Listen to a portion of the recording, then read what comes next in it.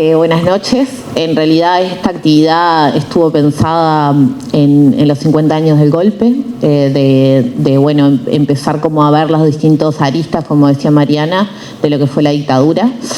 Yo voy a presentar más o menos, a armar como un hilito de lo que pensamos con Jorge y Juan Manuel y también con José Pedro. Juan Pedro, perdón, me confundo todos los Juanes.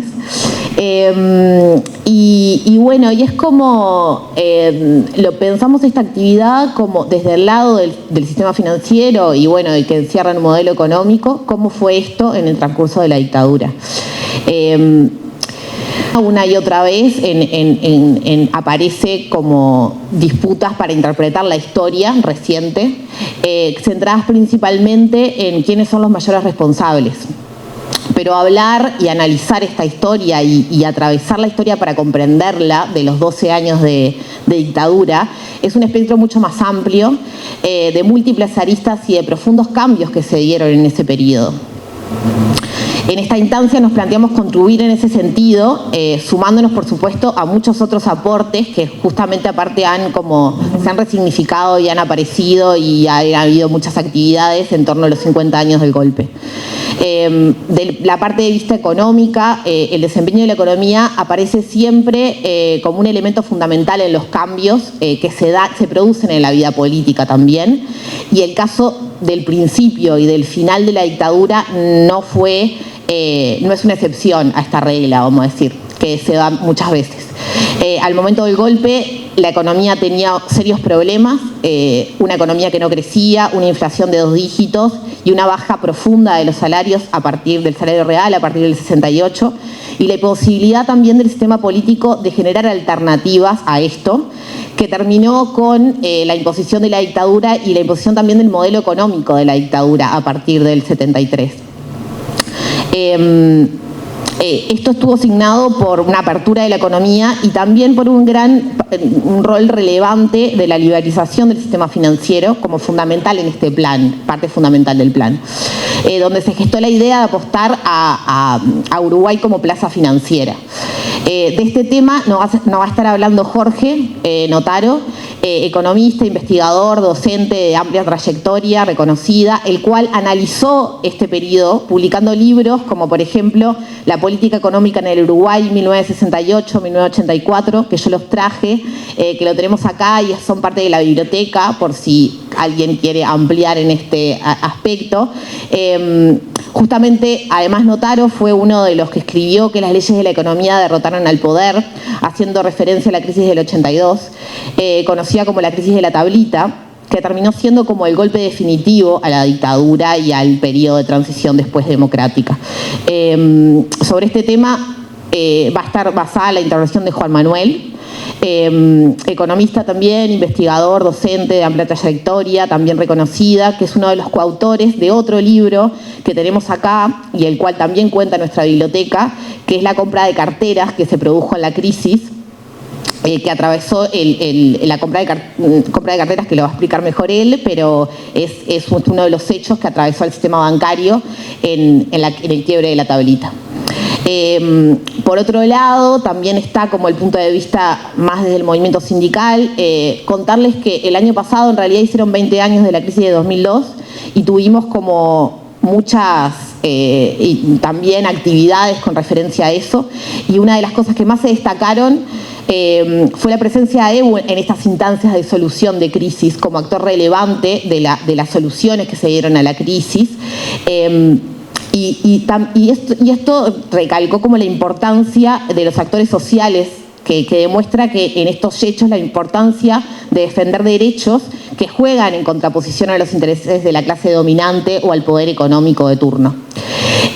Como todos sabemos, en el periodo dictatorial el derecho a la asociación y la libertad sindical fue profundamente socavado, incluso a punto de persecución, cárcel, desaparición de muchos compañeros del movimiento sindical. AEBU logró permanecer abierto igualmente todos esos años y desde la experiencia del sindicalismo y como dirigente y también como historiador es que convocamos a Juan Pedro Ciganda, que es expresidente de AEU, autor del libro que también tenemos acá, que saqué de la biblioteca y le contamos en la biblioteca, de Sin desencillar y hasta que aclare, la resistencia a la dictadura, AEU 1973-1984. Bueno, con este preámbulo como de presentación, y quería hacer como un hilo de los distintos participantes que van a estar exponiendo hoy, le doy la palabra a Jorge. Muchas gracias por la invitación. Con la presentación de los familiares y del los nuevos restos del compañero Pereira Brum encontrados, creo que esta reunión asume también el carácter de sumarse a los homenajes de los compañeros desaparecidos y de todos los que lucharon y sufrieron la crueldad de la dictadura. Un poco lo que hemos conversado, mi presentación trataría de dar lineamientos generales del marco de estrategia y política económica que tuvo la dictadura, cómo fue cambiando y cómo dentro de ese marco se inscribió la actividad financiera específicamente, que va a ser analizada por Juan Manuel y Juan Pedro. Hay un investigador uruguayo, Gonzalo Varela, que en su tesis de doctorado que presentó en una universidad del exterior, la tituló El golpe más largo, Uruguay, febrero de 1973, junio de 1973. Si bien simbólicamente nosotros tomamos la disolución del Parlamento como una fecha a partir de la cual consideramos el golpe de Estado, este investigador, y también es un punto para reflexionar, considera que ese golpe empezó en febrero, cuando los militares no aceptaron, las Fuerzas Armadas colectivamente le dijeron al presidente Bordaberry: el ministro de Defensa que usted designó no nos gusta, no lo queremos, nombre a otro, y además tenemos un conjunto de propuestas, de reivindicaciones, y dentro de esas propuestas queremos que se cree por decreto una institución que es el Consejo de Seguridad Nacional, en la cual van a participar usted, 4 ministros y los 3 comandantes en jefe, que vamos a tener la supervisión general de los aspectos de seguridad, que incluyen aspectos económicos y sociales. A partir de ahí, desde febrero empezó a funcionar el COSENA con esta integración, y cuando el Plan Nacional de Desarrollo 1973-77, elaborado por la Oficina de Planeamiento a fines del año 72, pasó a discusión, a consideración de este Consejo de Seguridad Nacional, y las Fuerzas Armadas aprobaron ese plan. Por lo tanto, después de disolver el Parlamento en junio, pasaron a refugiarse en ese plan, porque las Fuerzas Armadas tenían una experiencia amplia en gestionar cuarteles, lo que implicaba asesinar, torturar, hacer desaparecer los cuerpos, robar niños, pero no tenían la menor idea de cómo manejar el Estado, por lo cual sus ideas se refugiaron en ese Plan Nacional de Desarrollo, y a través de los llamados cónclaves buscaron la forma de implementar ese plan. Y así anduvieron más o menos a los tumbos. También designaron un oficial de enlace en cada uno de los ministerios, en cada una de las empresas públicas, o sea que el Estado Mayor Conjunto tenía una perspectiva global de lo que se estaba haciendo a partir de ese momento en todos los ámbitos estatales, y así anduvieron más o menos a los tumbos durante un par de años, hasta que Bordaberry decidió llamar a Beck Villegas a mediados del año 76. Ahí se inicia una nueva etapa. Beck Villegas había participado del plan de la CIDE como encargado del sector transporte, tenía un doctorado en economía en la Universidad de Harvard, había asesorado a la dictadura brasileña y vino un poco con esa idea de la dictadura brasileña de desarrollar la industria en el Uruguay, la transformación de las materias primas mediante subsidios, créditos baratos, los acuerdos para acceder al mercado argentino y brasileño. Y en un contexto en el que se había multiplicado el precio del petróleo, con lo cual las importaciones uruguayas de petróleo eran muchísimo más caras, el comercio exterior era deficitario, pero los países árabes, los países exportadores de petróleo, sobre todo los países árabes, Arabia Saudita en particular, recibían una lluvia de dólares que no sabían cómo gastárselo en un corto plazo, los reciclaban en bancos europeos, de estos a bancos norteamericanos y de ahí a una gran oferta de crédito que los bancos de todo el mundo andaban buscando clientes desesperados, con lo cual cuando en junio de 1975 Beck Villegas resuelve liberalizar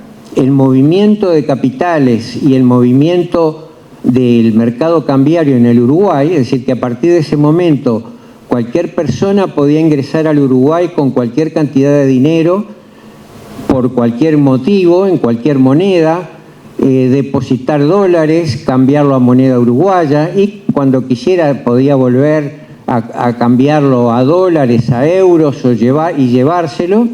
Es decir, esa total liberalización del mercado cambiario y de capitales le dio una nueva tónica a la economía uruguaya en ese contexto, donde la oferta mundial de crédito era abundante y los bancos trataban de buscar clientes para esos recursos que reciclaban los países exportadores de petróleo. Pero a mediados de 1976, cuando Bordaberry renuncia, Beck Villegas lo acompaña.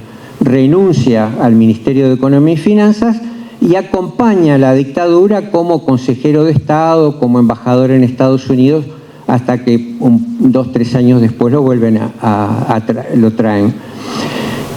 Y al irse Beck Villegas y sustituirlo su subsecretario, el contador Valentín Arismendi, como ministro de Economía, un contador que no tenía mucha idea del funcionamiento de la economía, acompañado por el presidente del Banco Central, José Gil Díaz, que era un estudiante de economía que después se graduó estando como presidente del banco, que sí tenía idea y que tenía un gran apoyo y una gran admiración por las propuestas de la Universidad de Chicago.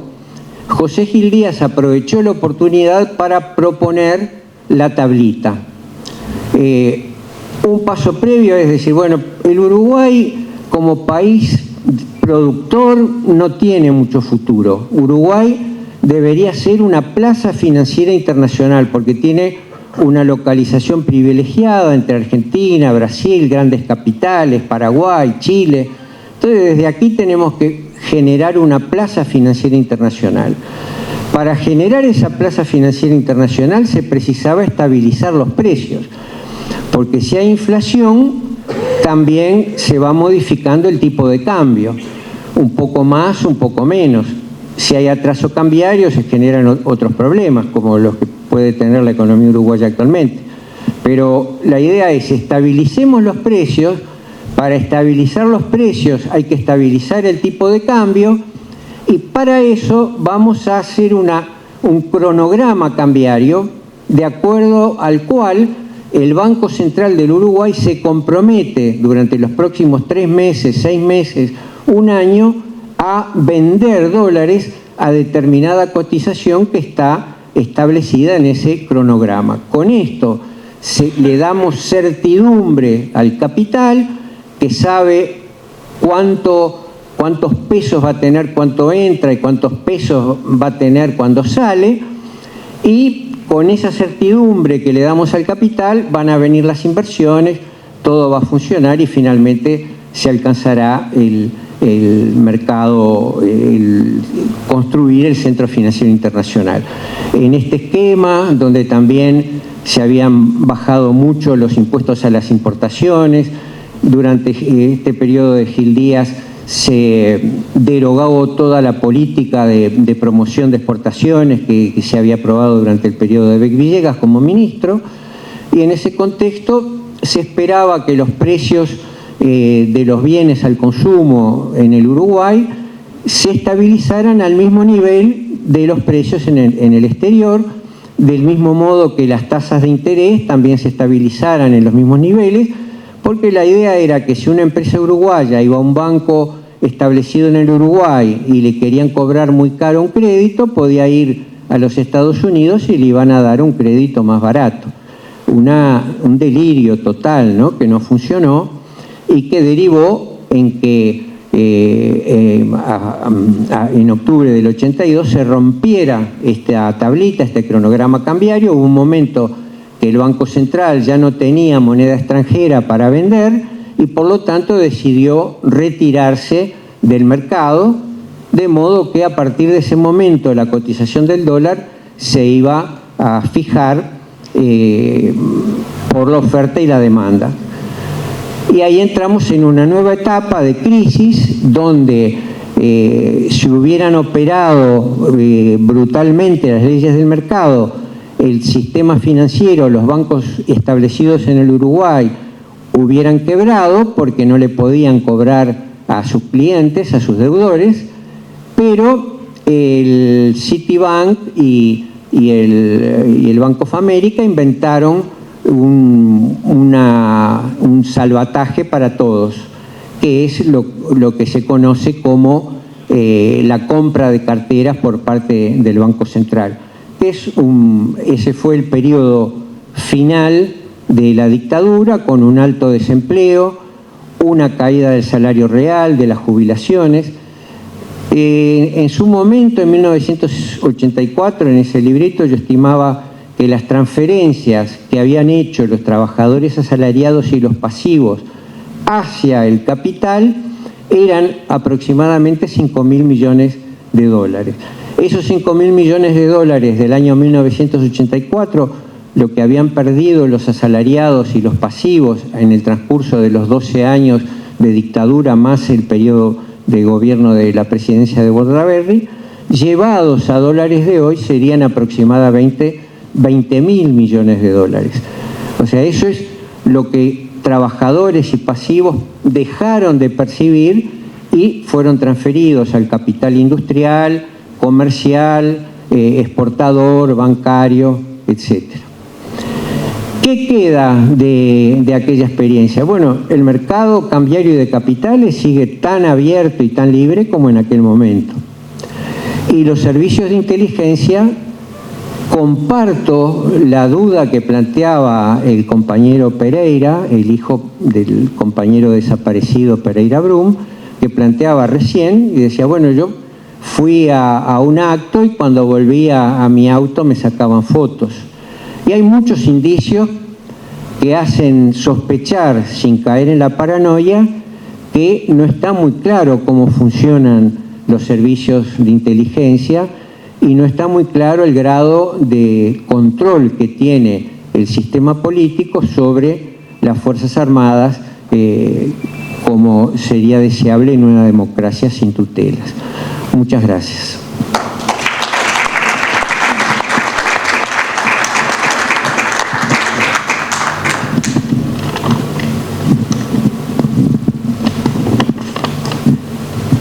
Bueno, buenas noches.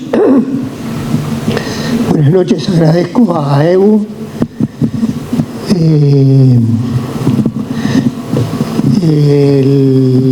Es interesante discutir a veces cosas que parecen que son muy viejas y muy distantes, cuando en realidad creo que hay muchas situaciones de este tipo que se dan sistemáticamente en este sistema capitalista que vivimos. Con lo cual yo lo que voy a tomar es, a partir de la intervención de Jorge, voy a a centrarme en lo que pasó en el año 82 con la tablita, que es un hecho bastante curioso,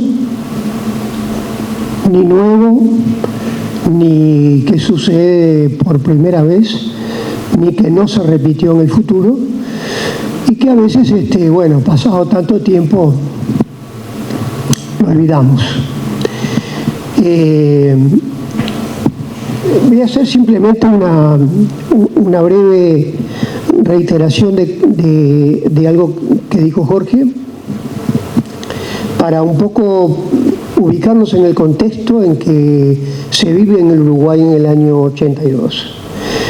Desde el principio de la dictadura hay problemas estructurales que mencionó Jorge: elevada inflación, un desequilibrio de deuda externa y un elevado endeudamiento.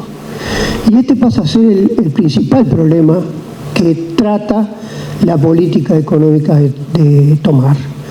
Por eso el Plan Nacional de Desarrollo, que se elabora entre el 73 y el 77, lo que busca justamente es cambiar las reglas internas y externas para solucionar estos problemas. Su énfasis es el sector agropecuario, el sector primario. Lamentablemente no tiene éxito, básicamente porque la Comunidad Europea toma medidas que bajan los precios de los productos que exporta Uruguay y tiene que reciclar los objetivos hacia lo que en aquel momento se llaman exportaciones no tradicionales, con lo cual busca lograr lo mismo de otra manera. Y esto básicamente dura hasta el 78. Ahí cambia nuevamente la situación internacional. Ustedes saben que el comercio internacional no es libre. La Organización Mundial de Comercio es hecha por algunos países que son los que la dirigen, y de acuerdo a sus intereses, algunos productos son libres y otros no son libres. Algunos productos no pueden ser subsidiados y otros sí pueden ser subsidiados. En el caso de los productos agropecuarios, que no son los que son más competitivos de los países más desarrollados, que dirigen primero el GATT y después la OMC, no están dentro de esas reglas, con los cuales a veces tienen política de subsidios y otras no. Lo que ocurre en el 74 es que efectivamente hay subsidios que impiden la estrategia uruguaya. En el 78 se modifica, y justo con un contexto internacional que un poco planteaba Jorge, hay una crisis financiera, varios países subdesarrollados toman medidas de defensa del sistema financiero, con los cuales existe una liquidez internacional, y por otro lado países como Uruguay, que buscaba justamente esta liquidez internacional. Entonces, la liberalización que se aplica en esos años 78 en adelante, justamente busca, digamos, le da una salida a este tema. Hay dinero y hay liberalización para mover el dinero, comprarlo, venderlo.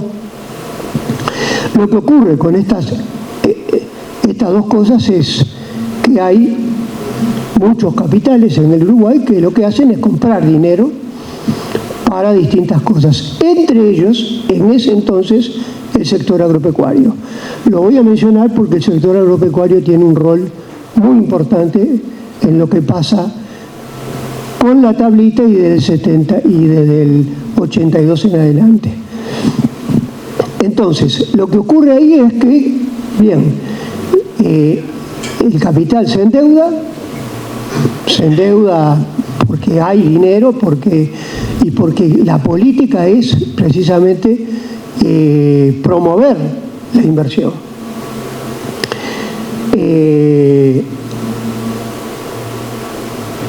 El anuncio de la tablita es dar seguridad a la compra de dinero extranjero. Por eso se fija el valor del dólar hasta con 6 meses de anticipación, lo cual lleva a un retraso cambiario muy significativo, donde un gran negocio es comprar dólares, Y ocurre lo que planteaba Jorge. El Banco Central se queda sin fondos. Y más allá de que el presidente dijo en un momento, quien crea que en Uruguay va a haber una devaluación es un marciano. Selenita. ¿Selenita? Bien, Selenita. Quebraron la tablita. Y con la quebrada de la tablita el dólar se multiplicó por 2,5 veces. Esto significa que todos aquellos que habían comprado dólares antes, porque era muy buen negocio, pasaron a deber 2,5 veces. Obviamente es muy difícil enfrentar una deuda que está prevista de una manera si la deuda se multiplica. Con lo cual se genera un problema objetivo ¿para quién? Para el que debe, pero también para el que es propietario del dinero porque no lo recibe. Esto es lo que siempre se dice. Si a un banco se le debe poco, el que debe poco va a tener que pagar. Ahora, si se le debe mucho, el banco está en un problema. Esto es lo que está pasando. ¿Qué empieza a ocurrir en el 82, en el 82 cuando cae la tablita? Empieza a pasar una cosa que es bastante insólita en el Uruguay y que lo quiero destacar porque la interpretación de este hecho no está clara. Y es que los bancos empiezan a ejecutar deudores agropecuarios. Ejecutar a un gran propietario rural en nuestro país es una cosa muy rara. Y obviamente tuvo una enorme repercusión y una enorme campaña de prensa diciendo, bueno, aquí se acaba todo. Se acaba el sector rural porque se lo lleva todo el sistema financiero.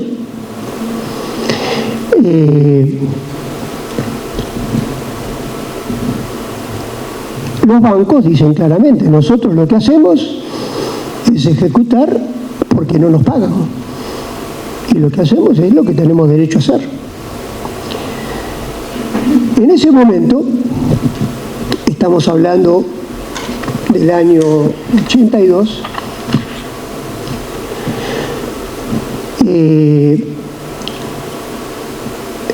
se realiza en junio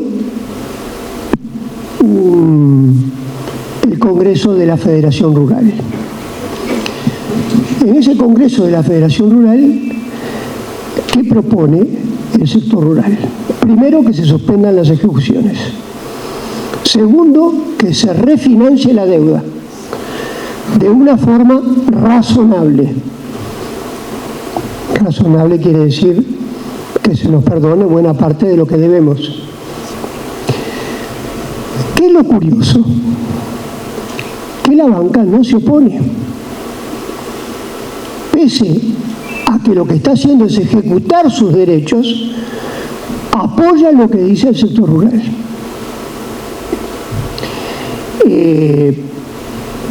Con otras cosas que luego vamos a ver. La primera cosa que uno tiene que pensar es bastante raro que dos sectores que están claramente enfrentados en sus intereses coincidan en un momento concreto. Y aquí es interesante ver esto porque uno dice sector rural y por otro lado dice sector financiero.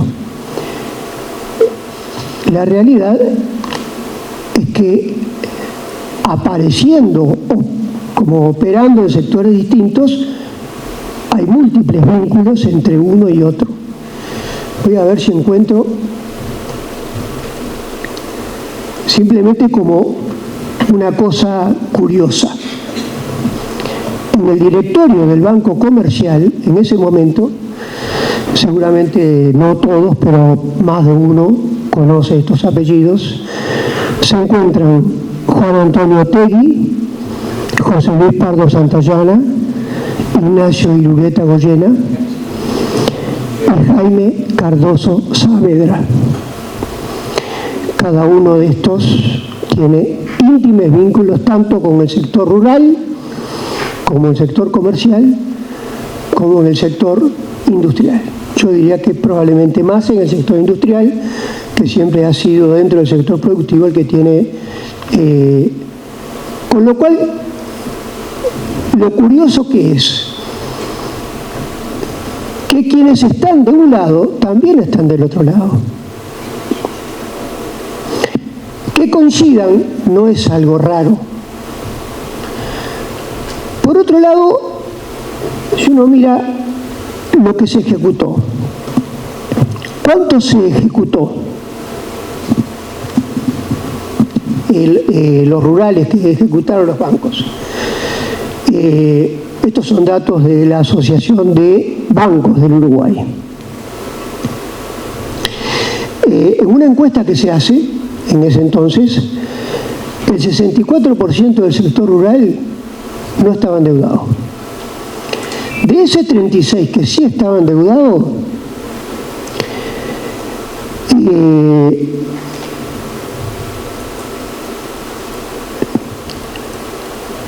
solamente el 4,2% de propietarios rurales de mayores de 2.500 hectáreas son los que estaban en efectivamente problemas.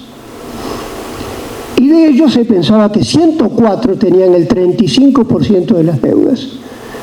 Es decir, no era una deuda de todo el sector rural, era una deuda fuertemente concentrada en algunos propietarios, empresarios rurales, que estaban entre los más grandes.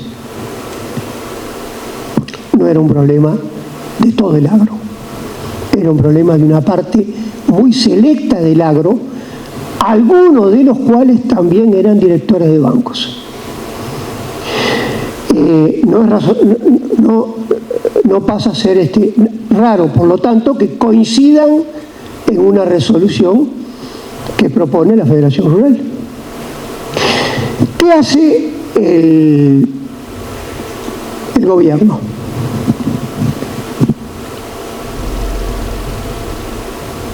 Lo primero que hace es suspender las ejecuciones. Es decir, atiende la demanda del sector rural. En segundo lugar, abre el espacio a la renegociación de las deudas. Segunda demanda del sector rural.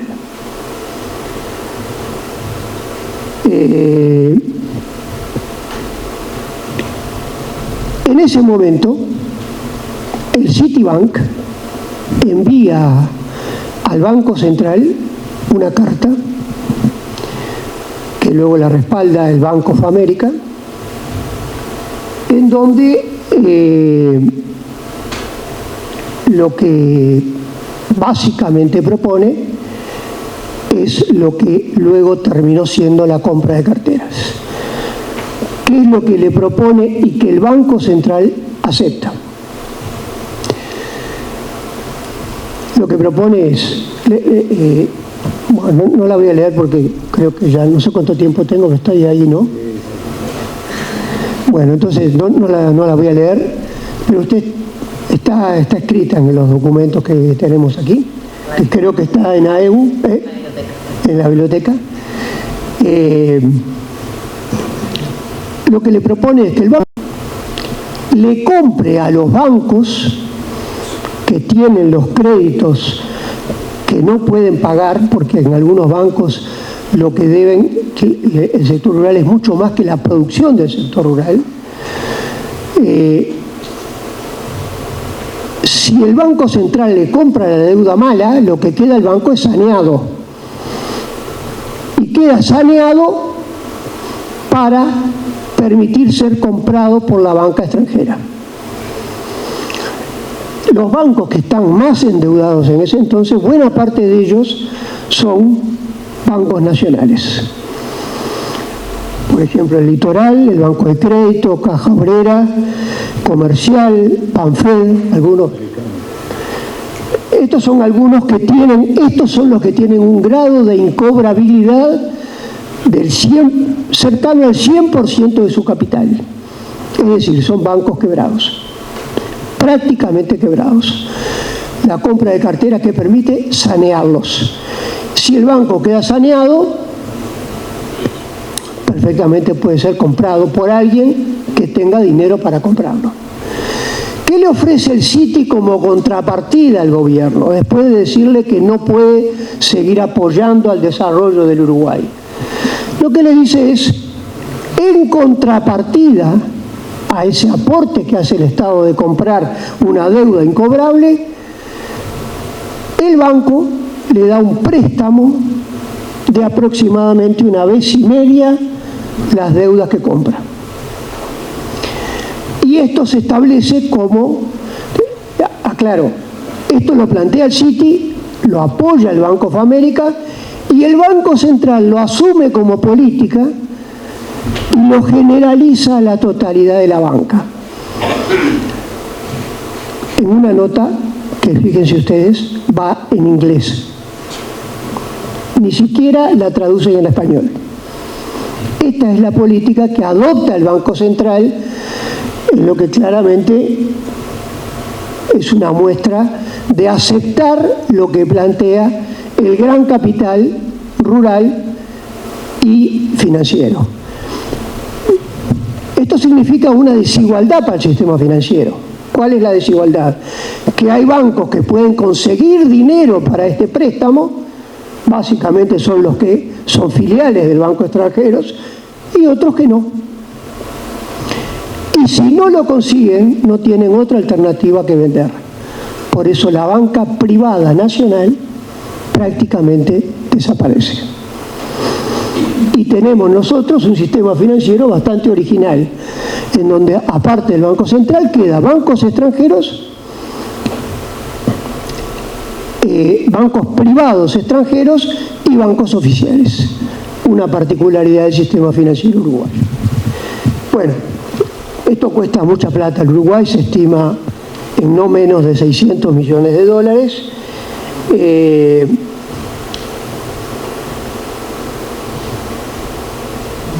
Y bueno, y lo que muestra esto es efectivamente cómo funciona el capital en un sistema de este tipo, en donde las alianzas entre los capitales, con frecuentemente el respaldo del Estado, permite sanear el funcionamiento de un sistema capitalista que no siempre es el principal interés nacional, porque si uno ve lo que le cuesta al Estado esto y haber comprado la totalidad del sistema financiero privado, seguramente hubiera sido más barato lo segundo.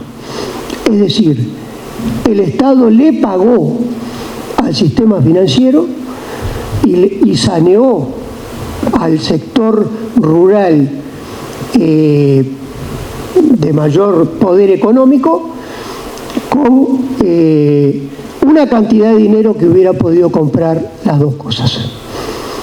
Así funciona. Esto es, por eso digo que esto es un ejemplo de cómo funciona el capital y el sistema capitalista,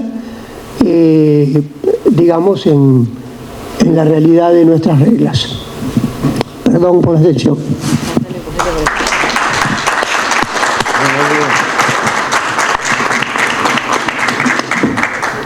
Bueno, buenas noches, compañeros.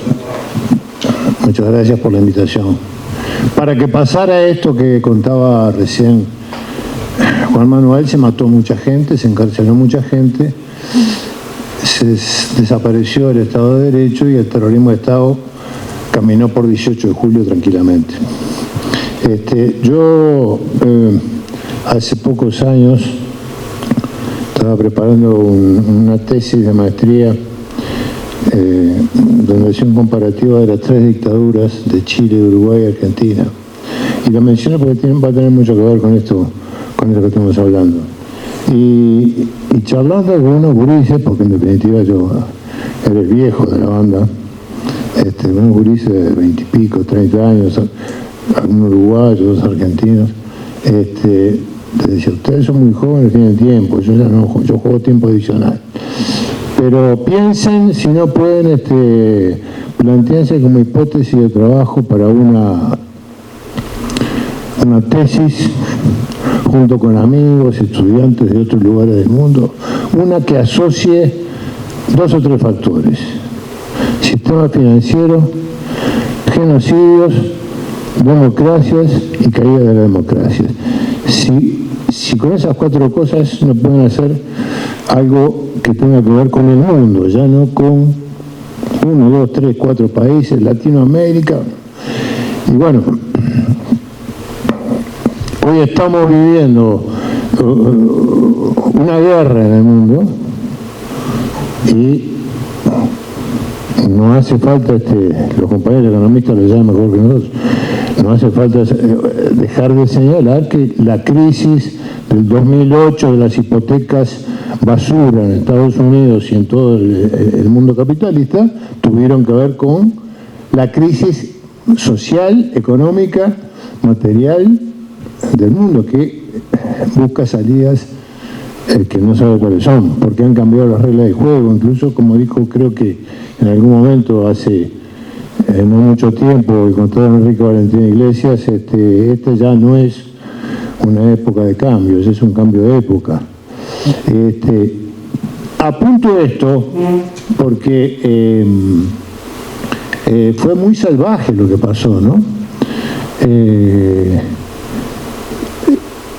Lo que contaba muy detalladamente, y obviamente Juan Manuel y Jorge podrían charlar mucho y con mucha, en forma muy gráfica, sobre este tema de lo que fue la compra de carteras, la barbaridad que fue, la barbaridad que fue para el país. Fue un fenómeno político patrocinado por un país, concretamente las iniciales son Estados Unidos de América, aplicado a sangre y fuego en Chile, en Argentina, en Uruguay, con distintas variantes de terrorismo de Estado, ¿no? Acá se encarcelaba para enloquecer, en Argentina se desaparecía y en Chile se fusilaba. Pero lo importante es el otro tema que está vinculado con esto. Para aplicar, yo me atrevería a decir, a título de ensayo, un determinado modelo económico. Un determinado modelo económico que pasaba fundamentalmente, precisamente, por el liberalismo económico que estaba en la base del neoliberalismo del consenso de Washington, que se perfeccionaría unos años después en el consenso de Washington. Lo que pasó en Argentina, en Uruguay y en Chile varió de formas, ¿no? Varió de formas. Lo de Argentina fue muy notorio, ¿no? El lapso de la plata dulce fue muy notorio. La aplicación de todos esos capitales que llegaban en forma apabullante, tomando en cuenta la variante del precio del petróleo, tomando en cuenta que además Sir Richard Nixon había decidido que el dólar ya no valía lo que valía antes en oro, cosa que creo que por el 72, 73, bueno, las formas fueron distintas, los resultados los mismos, ¿no? Y las consecuencias las mismas. Un querido compañero, conocido de todos nosotros, brillante, intelectual, hoy muy mal, lamentablemente, el ingeniero Gonzalo Pereira, decía, manejando las cifras, solamente en un país en guerra se puede concebir que entre 1971 y 1984, 85, el salario haya pasado a estar en un 38, 40% de lo que era, ¿no? El saqueo a la población que ocurrió precisamente para que esto fuera posible, ¿no? Para que esto fuera posible. Entonces, digamos que yo no digo que el sistema financiero y la banca son los malos de la película siempre. Digo que actúan con determinada lógica dentro del sistema en la cual persistentemente se transforman en los protagonistas de películas como esta. Simplemente quiero agregar para empezar el intercambio con los compañeros dos cosas. Si a mí me tocó en lo Cataña, todo esto, jugar dos roles, junto con el Lalo que está por ahí, con Eduardo Mayor y con el Rol y con otros compañeros. Bueno, están en la dirección de AEBU en esos años. Está claro que si algo no hacíamos, podíamos guardar datos y lo guardábamos, pero el gran tema de guardar datos era siempre, en todo caso, el tema 2. El tema era la libertad, el tema era atender a las familias de los compañeros que estaban presos, el tema era hacer alianza política para que se acortara la dictadura. Porque el tema de la resistencia sin duda fue un río relativamente finito, en el cual después fueron llegando muchos afluentes. También el afluente Federación Rural en algún momento. Que hicimos, no me olvido más de la visita que hicimos con Lalo a un congreso de la Federación Rural, donde quedamos impactados con los discursos que están diciendo estos muchachos. Tienen que entrar la policía y llevarnos todos en cana, ¿no? Una política antinacional que no se puede tolerar. Bueno, nosotros nos cuidábamos en cada volantecito que sacábamos, en buscar en el diccionario la palabra justa, igual la quedábamos, ¿no? Pero nos jugábamos. La Federación Rural hablaba de una política antinacional llevada adelante por el régimen de turno. ¿Qué tal? Entonces, un tema, ¿sí? Me tocó presidir este sindicato en ese lapso. Reitero, obviamente no podíamos tener tema más importante que sumar a la resistencia, que cayera la dictadura, que se ganaran libertades, que salieran la gente que estaba presa de la cárcel. Había que recuperar la democracia. Y los aliados, en ese sentido, eran todos buenos. Tenían que ser todos buenos. Así hubieran mirado muy bien y con mucha simpatía el golpe en 1973. Que dicho sea de paso, y es la última irregularidad que hago, como acá se mencionaron fechas, yo creo que sí, que el golpe se dio el 27 de junio del 73, donde además dejó de funcionar un parlamento que entre el 9 de febrero y el 27 de junio podía haber destituido y ha hecho juicio político al presidente de la República por actuar fuera de las normas. Menciono esto porque se ha jugado mucho con las fechas y sobre todo porque lo creo sinceramente, es una interpretación y creo que es una interpretación que toma en cuenta la realidad social y política vivida durante varios años.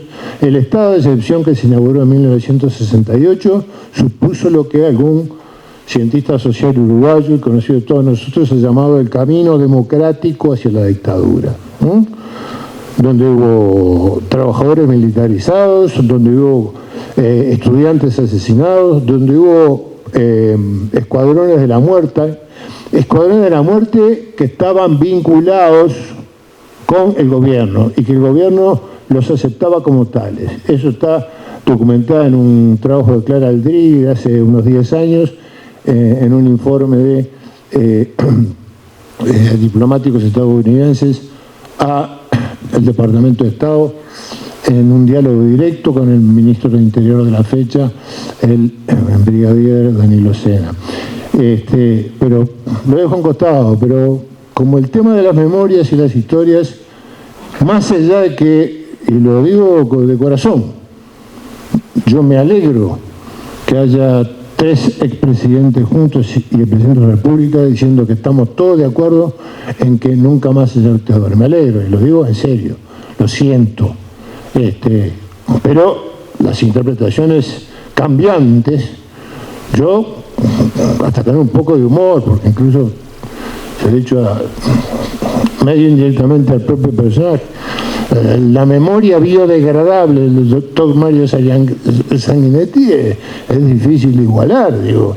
El primer día fueron los Tupamaros, los malos de la película que trajeron a los otros malos de la película que hicieron la guerra y bueno, y después pasó lo que pasó. En el segundo tomo, dijo, lo he repensado, el movimiento sindical tuvo un rol muy negativo. Hace poco dijo, bueno, en realidad había que mirar las cosas más en general. El marxismo y el leninismo fue, bueno, estoy esperando el próximo tomo para averiguar si hay algún responsable más. Y lo último sí, lo cuento porque haber sido el presidente de AEBU y andar por acá me llevó a que, entre otras cosas, porque había muchos compañeros proscriptos, a que fuera electo diputado por un sector del Frente Amplio. Y el 15 de febrero, el día que se instalaron las cámaras, presentara el pedido de una comisión preinvestigadora sobre el tema de compra de carteras, que efectivamente en los primeros días de marzo se reunió con el voto conforme del Frente Amplio y del Partido Nacional y el voto contrario del Partido Colorado, instaló una comisión investigadora que funcionó durante 3 años. Puede ser largo y aburrido y no lo voy a hacer. Ir a los detalles, pero entre otras cosas, que está casi todo lo que mencionaban acá los compañeros. ¿Por qué? Y bueno, porque habría algunas irregularidades cometidas por el Banco Central. Aceptar presiones del Citibank y del Banco of America tendientes a forzar determinadas operaciones con agresión a la soberanía nacional. Perjuicios ocasionados por la venta de entidades bancarias. Venta de carteras garantizadas con documentos de terceros ya cobrados. Existencia efectiva de la totalidad de las carteras vendidas al Banco Central. Nunca se supo.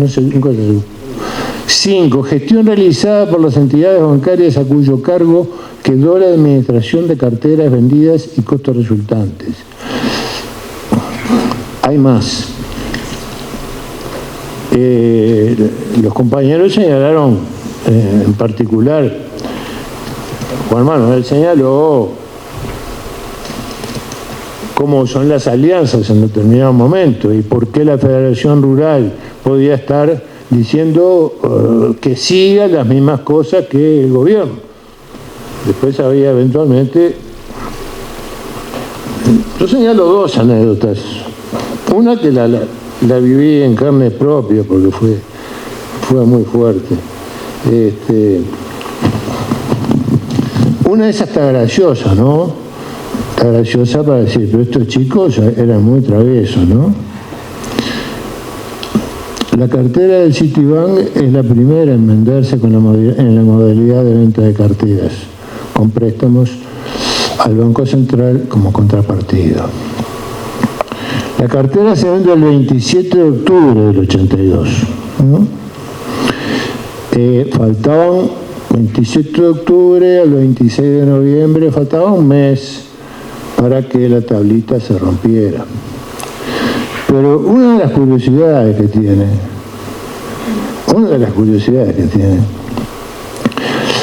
la cartera vendida por el Citibank es casi el 50% en moneda nacional, es decir, en pesitos. En pesitos, el día en que se hizo la transferencia, el equivalente eran 34 millones de dólares. Un mes después el valor eran 16 millones de dólares. Es decir, evidentemente el Estado no hizo un muy buen negocio. No es aconsejable para ponerlo al frente de algo. Yo termino por acá, simplemente sí digo que, porque lo siento, haber estado escuchando a los compañeros. Lo mismo del principio. Esto contado al día de hoy puede ser hasta un tecnicismo, al fin y al cabo. Pero para aplicar esto, para desaparecer partidos políticos, para plantearse no, como está dicho en un informe de un diplomático al Departamento de Estado. Bueno, el problema con el movimiento guerrillero está relativamente atendido. El problema es que acá hay una fuerza política que tuvo el 19% de votos hace 2 meses, estamos hablando de principios del 72. Y no parece disolverse, pese a que tiene tan bajo porcentaje de votos y de tanta expectativa que ha habido. Agrego, expectativa que llegó a plantear eventualmente una invasión de Brasil en caso de que el Frente Amplio tuviera un resultado demasiado exitoso. Entonces digo, frente a todas esas cosas, yo digo que estas charlas, hacer memoria, seguir escribiendo historia, documentarnos, no es otra cosa que dar los mejores instrumentos para que las jóvenes generaciones tengan más elementos para conjugar todos los días el nunca más, porque efectivamente la democracia hay que regarla todos los días. Gracias.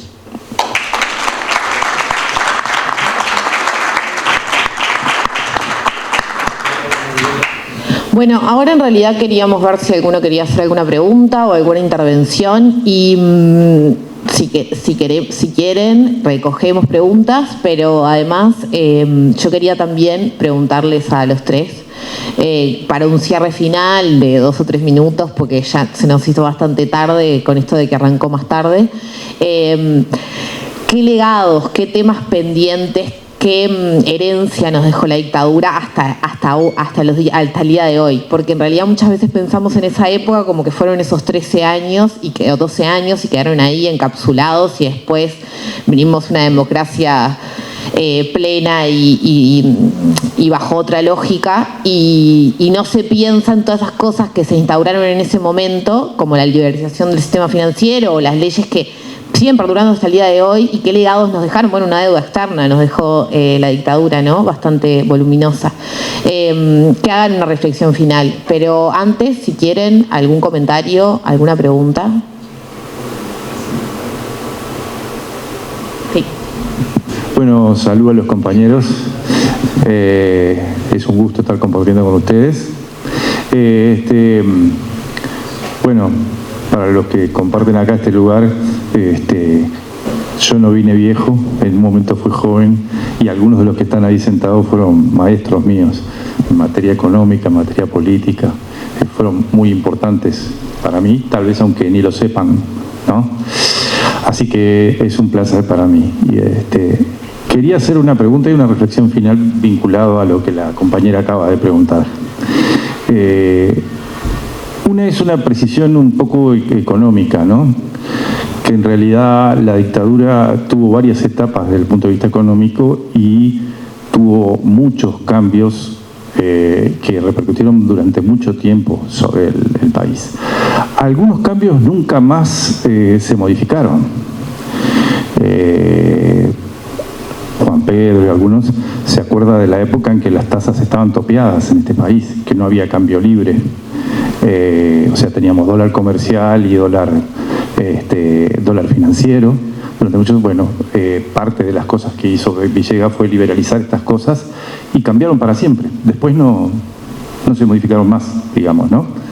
Son reformas, algunas de ellas que llegaron hasta nuestros días. Lo que quiero decir que a mi juicio, y les pregunto la opinión a ustedes, la pretensión de tener una plaza financiera,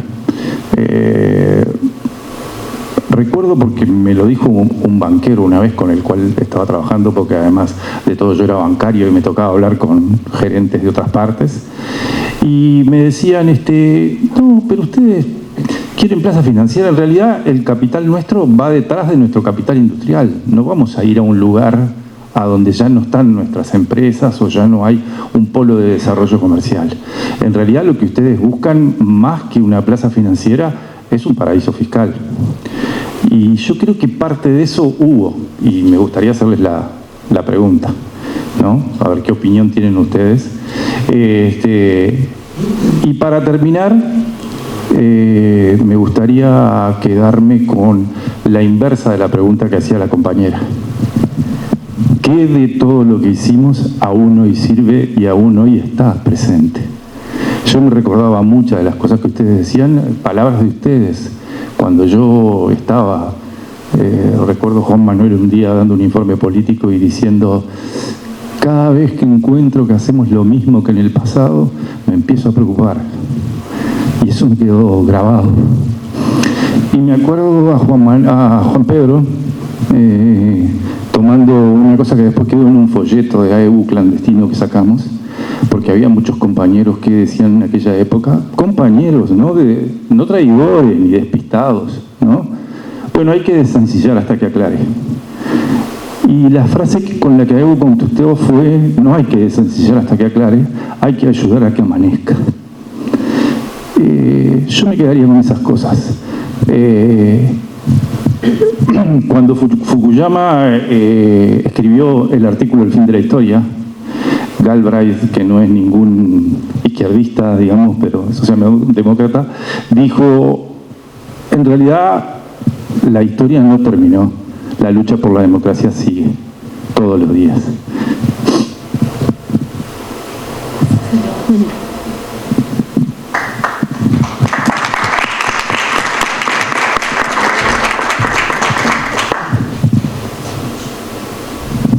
Bien, gracias. Ya que Juan Pedro me nombró, vamos a aprovechar. Simplemente una anécdota para que... Juan Pedro decía, bueno, lo más importante para el sindicato, que estaba abierto y algún día tendremos que profundizar y explicar muy bien por qué seguimos abiertos tantas cosas que hicimos, ¿no? Y decía, lo más importante era la lucha por los derechos humanos de todo el pueblo uruguayo, no solamente de los compañeros y compañeras del sindicato. Hacíamos muchas cosas y nunca dejó el sindicato de investigar la banca. Nunca dejamos. Siempre se mantuvo aquella comisión que creo que primero se llamaba Investigaciones Económicas, no sé cómo era, de la cual yo participé la primera vez en una charla en la biblioteca, que era en el año 72, diciendo: el Banco República es fundamental. Defender el Banco República y buscar la estatización de la banca previa, o mejor dicho, nacionalización de la banca previa estatización. Y eso siempre quedó. Y seguimos trabajando. Y yo quiero la anécdota que voy. En el año 82, no sé cómo, pero en un día nos encontramos en el Consejo Central varios compañeros. Todos los jueves le llamamos los jueves del sándwich caliente. ¿Por qué? Comíamos sándwich caliente y tomábamos algo. Y entre ellos discutíamos con algunos economistas amigos de la casa o integrantes. Fornaro, Maggioli, Ariel Álvarez, Walter Cancela, Notaro, Astori. Y también después se invitó, porque para que le diera más, fuera más, al contador Faropa, que era el profesor de todos. Y cuando la caída de la tablita, alguien de los que estaba allí dijo: contador, dirigida a Faropa, ahora el Banco Central tiene todas las carteras, es decir, todas las tierras. Podríamos hacer la reforma agraria. Pero además los bancos le deben al Banco Central. Podríamos nacionalizar la banca. Pero también si nacionalizamos la banca, tenemos las tierras, podemos nacionalizar el comercio exterior. Todo aquello yo quiero decir, en aquel momento lo miraba y decía, ¿qué está planteando, no? Y Faraopa le dijo, vio lo que son las circunstancias. Se nos da todo esto en el momento que no lo podemos hacer. Gracias.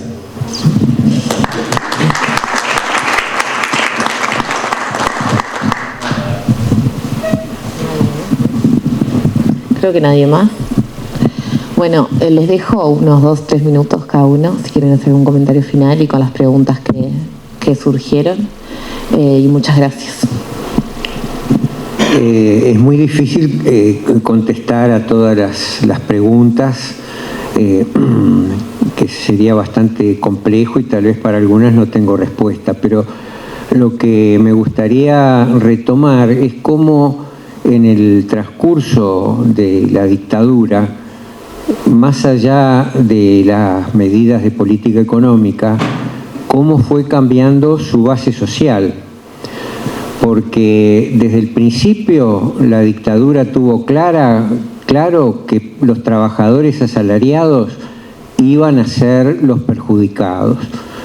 Cuando en junio de 1968 Pacheco Areco adopta las medidas prontas de seguridad, el decreto dice expresamente: estas medidas se toman para reprimir la actividad sindical que pone en peligro los servicios públicos.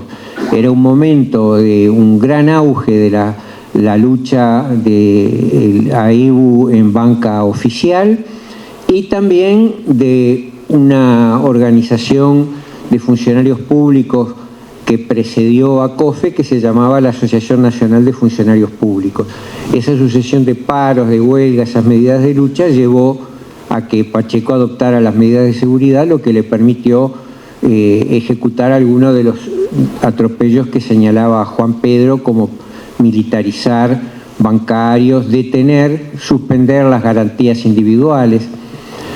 Entonces, sobre esa base y la extracción de riqueza, de ingresos de los trabajadores asalariados, se pudo, la dictadura y sus asesores y sus ejecutores civiles pudieron repartir y superar conflictos entre el capital industrial, comercial, agropecuario, financiero externo.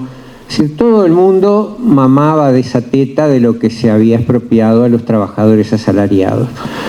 Cuando el experimento de la tablita empezó a fracasar y el capital financiero se empezó a quedar con una parte cada vez mayor de la torta y poner en riesgo a los estancieros, a los industriales, a los banqueros locales, ahí las cámaras empresariales que los expresaban fueron tomando distancia. Y así las gremiales rurales, que cuando la dictadura liberalizó los precios de los productos agropecuarios, dijeron en televisión, aparecieron con el Goyo Álvarez en un programa de televisión diciendo que el gobierno había tomado una medida patriótica. A partir de 1980, cuando no podían pagar los créditos que habían tomado, empezaron a tomar distancia y luego se sumó la Cámara de Industrias y eso desembocó en que aquella concertación nacional programática logró convocar y articular desde la Federación de Estudiantes y el PIT-CNT hasta la Cámara de Industrias, la Asociación Rural y la Federación Rural. O sea, estaban todas las organizaciones sociales excepto la Asociación de Bancos.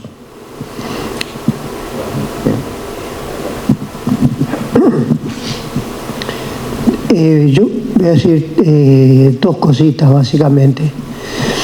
Lo primero es que en este caso de la compra de carteras, como recién decía Juan Pedro, hubo irregularidades, delitos, garantías que se pusieron sobredimensionadas, que después fueron retiradas, o sea, delitos. Pero la gran mayoría de las acciones que estamos mencionando es el funcionamiento normal del sistema, no son delitos. Este es el sistema en que vivimos, un sistema donde lógicamente hay intereses. Y así como los trabajadores nunca participaron del poder, los que sí participaron usaron las herramientas legales para defender sus intereses.